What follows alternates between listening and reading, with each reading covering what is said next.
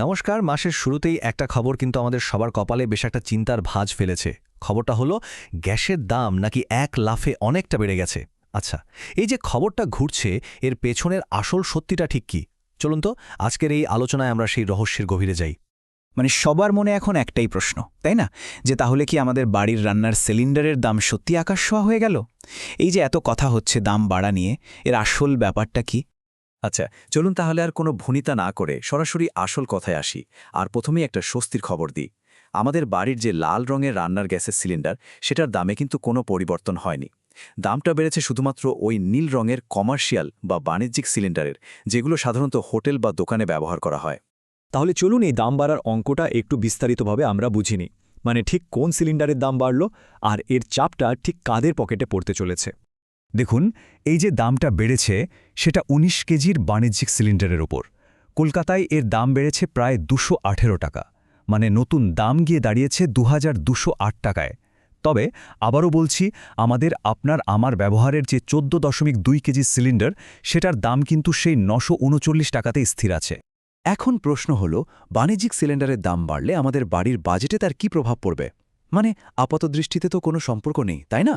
কিন্তু আসল বিষয়টা হলো, এই দাম বৃদ্ধিটা সরাসরি না হলেও ঘুরপথে আমাদের সবার পকেটেই কিন্তু প্রভাব ফেলবে। প্রশ্নটা হচ্ছে, কিভাবে এই আঁচ আমাদের মাসিক বাজেটে এসে লাগবে? আমরা তো আর সরাসরি এই নীল সিলিন্ডারটা ব্যবহার করছি না। তা সত্ত্বেও এর প্রভাব এড়ানোটা কিন্তু প্রায় অসম্ভব। চলুন দেখি কিভাবে। প্রথমত, বাইরের খাবারের দাম বাড়বে। কারণটা খুব সোজা। ছোট দোকান থেকে শুরু করে বড় বড় রেস্তোরাঁ সবাই তো এই বাণিজ্যিক গ্যাসই ব্যবহার করে। ফলে তাদের খরচ যখন বাড়ছে, তারা কি করবে? তারা খাবারের দাম বাড়িয়ে সেই বাড়তি খরচটা আমাদের থেকেই তো তুলে নেবে। দ্বিতীয়ত, যে কোনো অনুষ্ঠান বাড়ির খরচ বাড়বে। ধরুন একটা বিয়েবাড়ি বা অন্য কোনো অনুষ্ঠানে যে ক্যাটারিং সার্ভিস ব্যবহার করা হয়, তাদের খরচ বাড়বে। আর তাদের খরচ বাড়লে স্বাভাবিকভাবেই পুরো অনুষ্ঠানের বাজেটটাই তো বেড়ে যাবে। আর ৩ নম্বর পয়েন্টটা হলো মিষ্টির দোকান বা ধরুন বিস্কুটের কারখানা। এই ধরনের ছোট শিল্পেও কিন্তু এই গ্যাসটাই ব্যবহার করা হয়। ফলে আপনার প্রিয় মিষ্টিটা থেকে শুরু করে অন্যান্য প্যাকেজড খাবারের দামও কিন্তু বাড়তে পারে। সুতরাং আসল বিষয়টা কি দাঁড়ালো? এটা আসলে সাধারণ মধ্যবিত্ত মানুষের মাসিক বাজেটে একটা অদৃশ্য কোপের মতো। আমরা হয়তো সরাসরি বুঝতে পারছি না, কিন্তু মাসের শেষে গিয়ে দেখবেন খরচের অঙ্কটা ঠিকই বেড়ে গেছে।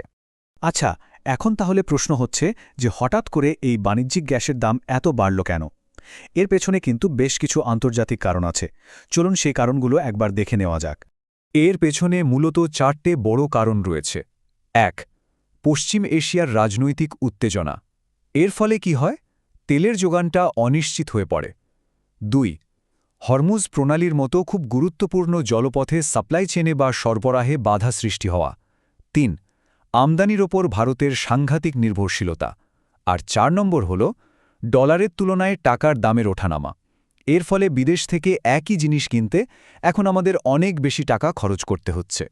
আর এই যে নির্ভরশীলতার কথা বললাম, এর পরিমাণটা শুনলে আপনি চমকে যাবেন।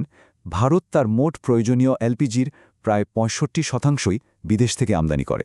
ভাবুন একবার, আন্তর্জাতিক বাজারের উপর এই বিপুল নির্ভরশীলতায় কিন্তু আমাদের অর্থনীতিকে এতটা সংবেদনশীল করে তুলেছে। তাহলে প্রশ্ন হলো, এই বিপুল পরিমাণ গ্যাস আসে কোথা থেকে? দেখুন, আমাদের আমদানি করা গ্যাসের একটা অনেক বড় অংশ আসে কাতার এবং সংযুক্ত আরব আমিরশাহির মতো দেশগুলো থেকে। এর মানেটা খুব পরিষ্কার, বিশ্ববাজারের দামের যদি সামান্যতম পরিবর্তন হয়, তার সরাসরি প্রভাব কিন্তু ভারতের বাজারে এসে পড়ে। চলুন এবার একটু আমাদের প্রতিবেশী দেশগুলোর দিকে তাকানো যাক। এই সমস্যাটা কি শুধু ভারতের একার, নাকি এটা গোটা অঞ্চলেরই সমস্যা? না, শুধু ভারতেই নয়, বাংলাদেশ, পাকিস্তান বা শ্রীলঙ্কা সব দেশেই গ্যাসের দাম এখন আকাশ ছোঁয়া। পাকিস্তানে তো পরিস্থিতি আরও গুরুতর। সেখানে দাম ৩,০০০ পাকিস্তানি রুপিরও বেশি। তার মানে এই যে অর্থনৈতিক চাপটা, এটা কিন্তু গোটা দক্ষিণ এশিয়া জুড়েই এখন অনুভূত হচ্ছে। এত কিছু তো জানা গেল, কিন্তু এরপর সবথেকে গুরুত্বপূর্ণ প্রশ্নটা কি? যে ভবিষ্যৎটা কি? এর থেকে বেরোনোর কি কোনো উপায় আছে? সত্যি কথা বলতে গেলে বর্তমান আন্তর্জাতিক পরিস্থিতি যা, তাতে মনে হচ্ছে নিকট ভবিষ্যতে গ্যাসের দাম কমার সম্ভাবনা খুবই কম। অর্থাৎ এই চড়া দামের সঙ্গেই হয়তো আমাদের সবাইকে মানিয়ে নিতে হবে। তাহলে কি আমাদের এবার বিকল্প শক্তির কথা ভাবার সময় এসে গেছে? এই যে ইলেকট্রিক ইন্ডাকশন বা সোলার কুকারের মতো জিনিসগুলো, এগুলোই কি আমাদের ভবিষ্যৎ হতে পারে? নাকি আমরা এখনও এই এলপিজির ওপরেই ভরসা করে থাকব? প্রশ্নটা কিন্তু রইল, ভাবনার সময় কিন্তু সত্যি এসে গেছে।